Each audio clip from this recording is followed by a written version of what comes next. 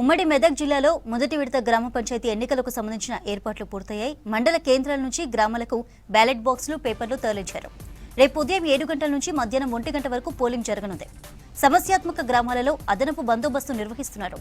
ఉమ్మడి మెదక్ జిల్లాలో మొదటి విడత గ్రామ పంచాయతీ ఎన్నికల ఏర్పాట్లపై మరిన్ని డీటెయిల్స్ శ్రీధర్ అందిస్తారు. ఉమ్మడి మెదక్ జిల్లా వ్యాప్తంగా మొదటి విడత గ్రామ పంచాయతీ ఎన్నికల ఏర్పాట్లు పూర్తయినాయి. ఇప్పటికే బ్యాలెట్ బాక్సులతో పాటు పోలింగ్ మెటీరియల్ అంతా కూడా స్కూళ్ళలోకి చేరుకుంటుంది, అంటే పోలింగ్ బూత్ల వద్దకు చేరుకుంటుంది. గ్రామ పంచాయతీలో మండల కేంద్రాల నుంచి గ్రామ పంచాయతీలకు ఈరోజు ఉదయం నుంచి డిస్ట్రిబ్యూషన్ సెంటర్ల ద్వారా అధికారులు ఇక్కడికి ఏదైతే ఆ గ్రామ పంచాయతీ కేంద్రాలకు ఎక్కడైతే ఎన్నికలు జరుగుతాయో ఆ స్కూళ్ళు కావచ్చు, ఆ పోలింగ్ బూత్ల వద్దకి పంపిస్తున్నారు. ప్రస్తుతం పోలింగ్ బూత్ల వద్ద అంటే ఈ స్కూల్ ఏదైతే స్కూళ్ళలో ఏర్పాటు చేస్తుంటారో పోలింగ్ బూత్ల వద్ద అన్ని ఏర్పాట్లు కూడా పూర్తయినాయి. ప్రతి పోలింగ్ కేంద్రంలో ఆ యొక్క ప్రెసిడింగ్ అధికారితో పాటు ఓపీలను కూడా ఇప్పటికే నియమించారు. వారికి శిక్షణ కూడా పూర్తి చేశారు. ఉదయం నుంచి కూడా రేపటి ఎన్నికకు సంబంధించిన రేపు ఉదయం 7 గంటలకు ప్రారంభమై మధ్యాహ్నం 1 గంట వరకు జరిగే ఎన్నికకు సంబంధించిన దాని తర్వాత 2 గంటల నుంచి సాయంత్రం వరకు కూడా అంటే ఏదైతే కౌంటింగ్ వరకు కూడా పూర్తిగా మెటీరియల్ కూడా ఇప్పటికే చేరుకుంది.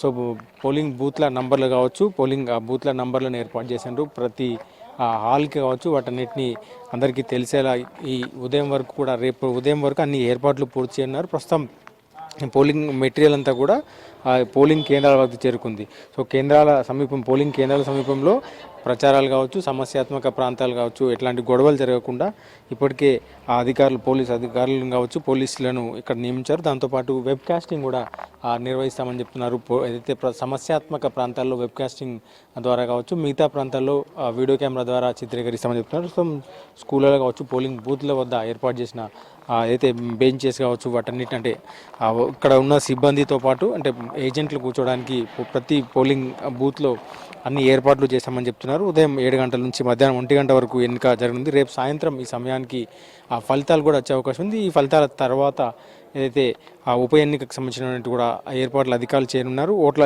లెక్కింపు తర్వాత సర్పంచ్ ఎన్నికల ఓట్ల లెక్కింపు తర్వాత ఈ కార్యక్రమం ఉంటుంది. సో స్టేజ్ 2 అధికారులను అధికారిని దాంతోపాటు 27 మంది మైక్రో అబ్జర్వర్లను కూడా ఏర్పాటు చేశారు. సో సంగారెడ్డి జిల్లా వరకు 129 గ్రామ పంచాయతీల్లో రేపు ఎన్నికలు జరగనున్నాయి.